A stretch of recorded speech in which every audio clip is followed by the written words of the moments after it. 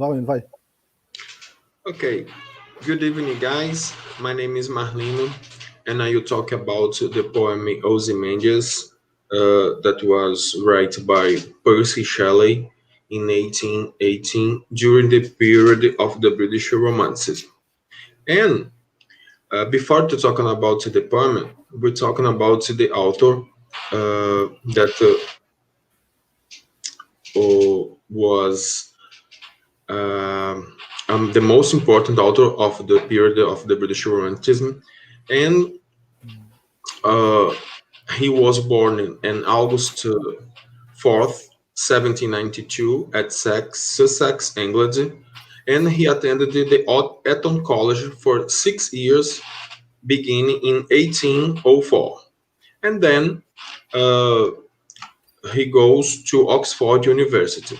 In 1811, Shelley eloped to Scotland with a 16 years old girl, Harriet Westbrook, and in December 1816, Harriet apparently committed suicide.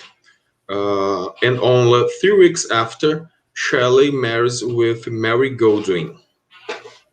Shelley lost the custody of his two children by Harriet because he declared his adherence to the notion of the free love. In 1818, Shelley wrote several revolutionary political tracts and also the poem of Ozymandias. Percy Shelley traveled and lived in various Italian cities and were friendly with several poets of this period, includes Leigh Hunt and Lord Byron. On July 8th, in 1822, Shelley died in a storm um, while attempting to sail in his schooner to La Spezia in Italy. Uh, Now we're talking about the period of the British Romanticism. Uh, the period of the British Romanticism, it's a special period in the history because the period takes place between 1775 and 1830 and was a period with several transitions in society. The writers of this period were inspired by a desire for liberty, and they denounced the exploitation of the poor. There was an emphasis on the importance of the individual and a conviction that people should follow ideas rather than imposed convention and rules. The Romantic poets renounced the rationalism and order that was associated with the Enlightenment era. They also stressing the importance of the authentic personal feelings. Another interesting characteristic about the context in which the poem was written is that because he was written like a friendly competition with another author named Horace Smith.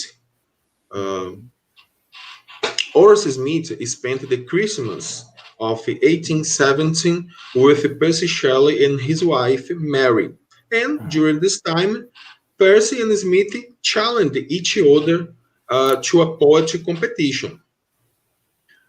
For this competition, Shelley and Smith wrote about the Egyptian pharaoh Ramesses II, that was named Ozymandias in Greek language. This happened because in 1870 it was announced that archaeologists had discovered the remains of the statue of Ramesses II, and that the archaeologists were sending these fragments to the British Museum. So these have been the inspiration behind the theme of the competition. Uh, Agora, now, this is the text of a poem. We will play Recitation of a poem now. Okay. Share. Ozymandias by Richard Attenborough.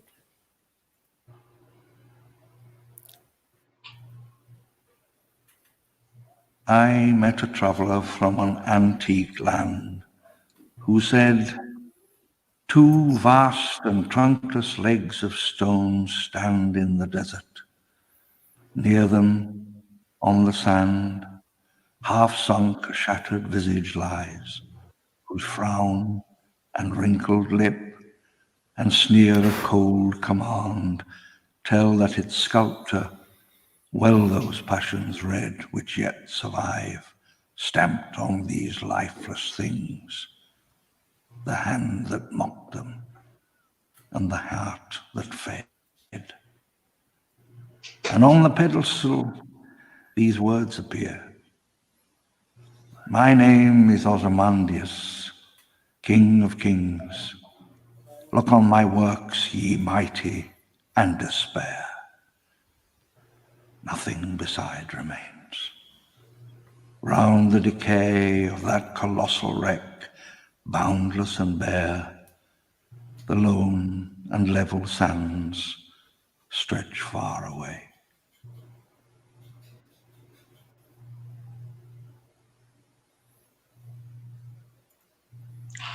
So, uh, this poem uh, is a sonnet, and like another sonnets of this at this time, it's made up of 14 lines. Uh, the poem's rhymes scheme is mostly that of the Shakespeare sonnet, but the structure is more similar with another type of sonnet that was used at this time, named the Petrarchan sonnet. With this, Shelley invokes two of the most prominent types of sonnet, but breaks both, refusing to follow the conventions and use an expected form with an octave and a sestet.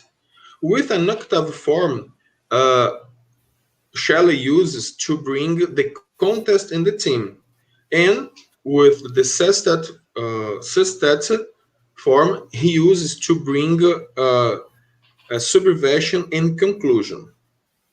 Another feature about the structure of the poem that Shelley used is the meter that was written in 14 lines of iambic pentameter. However, the meter of the poem also has several moments of irregularity that it uses to create particular effects. For instance, in line 2, there is a slight sponding on two vests that emphasizes the immensity of the statue's leg. Similarly, the third line begins not with an expected iambic rhyme, but with a trunchy, and before return to iambics for the rest of the line. The trunchy puts the stress on stanza, emphasizing the strange size of two legs sticking up out of the desert. Uh, the poems largely follows the rhyme scheme of a Shakespeare sonnet. However, Shelley deliberately broke the rules when uh, write the poem and introduced three important deviations. You can pass. Okay, thank you. Uh, Shelley introducing three important deviations: an extra A rhyme in line 5, an extra E rhyme in line 9, and a no conclude couplet. The result is an entirely non-standard sonnet rhyme scheme that we can see at the PowerPoint. The structure is like that, and Shelley uses this to show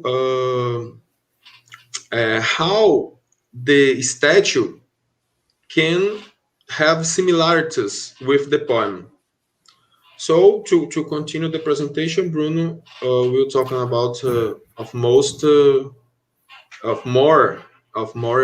features of the poem.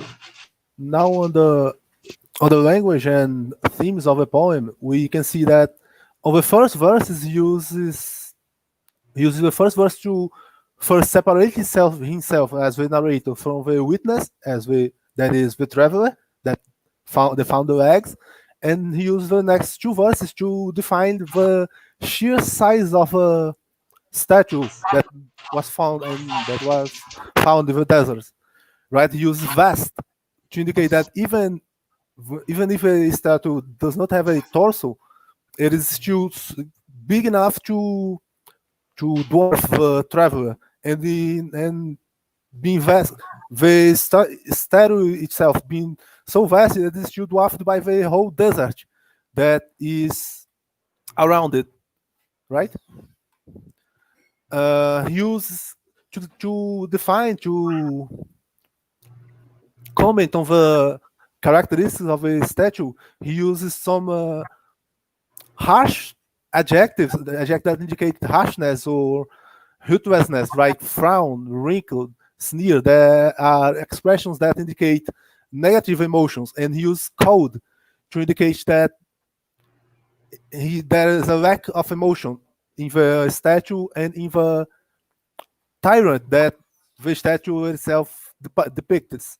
Right? He uses cold command to indicate that not only the tyrant, the Ozymandias, was a cold commander, but his command is cold because he no longer have he no longer have subjects to command, right? And he follows that with he follows those words with a glorifying of a sculptor art, right? He used that the sculpture could read well the expression and the personality of a ruler, right, of Ozymandias, and he could represent it well in the statue, right? So he even contrast, he used survives the art, his art survive, his abilities survive in the statue even after millennia of time having passed.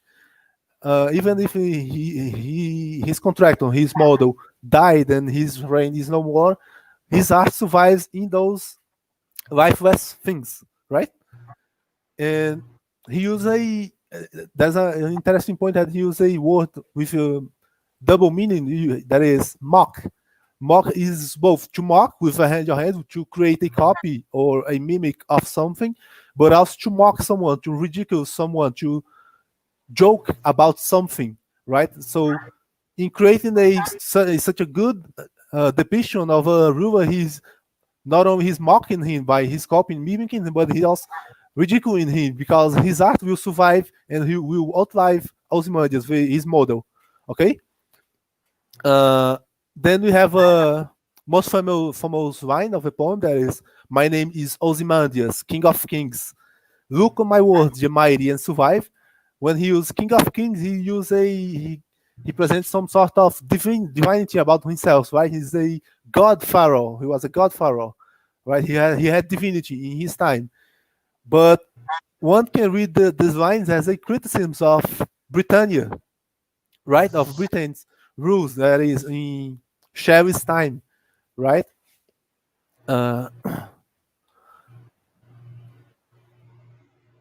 Look my words, the mighty, and despair. The next line, directed at Ozymandias. Ozymandias orders those around to look on his wars, look on his conquests, his reign, and despair.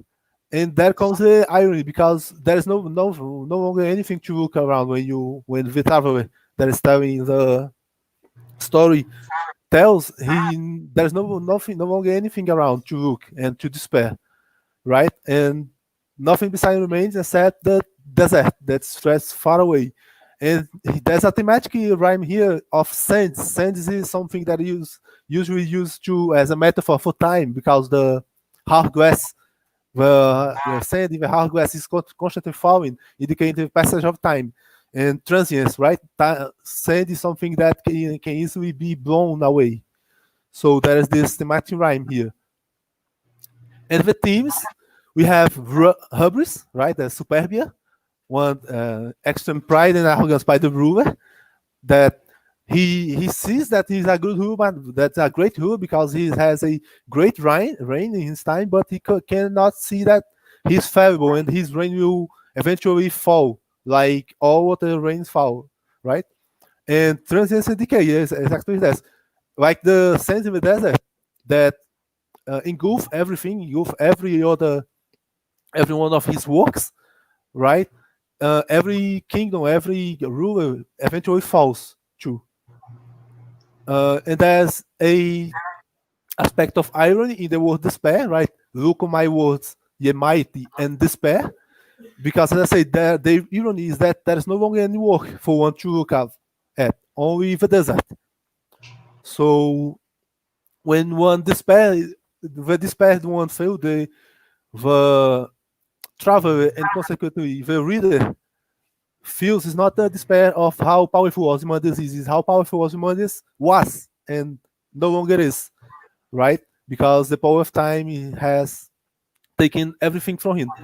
And finally, there is possibly the longevity of and significance of art, because the only thing that remained of Ozymandias, like in the real life, the statue that was found by the British Museum, and in the desert, in the poem, there is the statue of Ozymandias in the poem, is that art outlives outlives not only rulers and powerful people, but outlives even its own creators, right? And acquire new meaning. So when he say that the art outlived Ozymandias and the creator, he may be saying that his own poems will share his own poems will outlive himself as it did, right? Because Ozymandias the poem is more famous, more popular than everything else that Shelley did.